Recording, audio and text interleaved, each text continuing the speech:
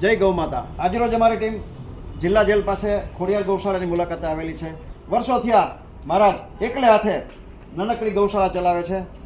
આર્થિક વ્યવસ્થા કશી જ નથી, મહારાજ પાસે કશું જ હોય નહીં, છતાંય ગૌ સેવાનું અદ્ભુત કાર્ય કરી રહ્યા છે। મિત્રો, 33 કરોડ દેવતાનો જેમાં વાસ છે।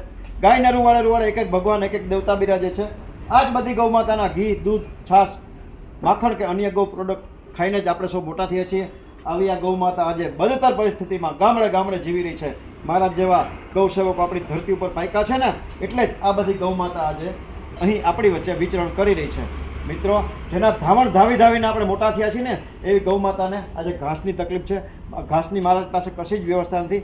આ ગૌશાળા માટે ઘાસની મદદની જરૂરિયાત છે। જે કોઈ ભામાશાને, જે કોઈ સમાજના શ્રેષ્ઠીઓને, ગૌ પ્રેમી મિત્રોને આ ભૂખથી તળવળતી, ભૂખના ભાંભરડા નાખતી ગૌ માતા માટે 5,000, 15,000, 25,000 રૂપિયાનું ઘાસ દેવાની અનુકૂળતા હોય તો અમારો સંપર્ક કરી શકો છો। Mobile number 9825077306। ગૌ માતાની વ્યથા, એને ગૌ માતાના પેટનું દુઃખ ને રજૂ કરતો આ શોર્ટ વિડીયો આપના ગ્રુપમાં વારંવાર શેર કરવા પ્રાર્થના।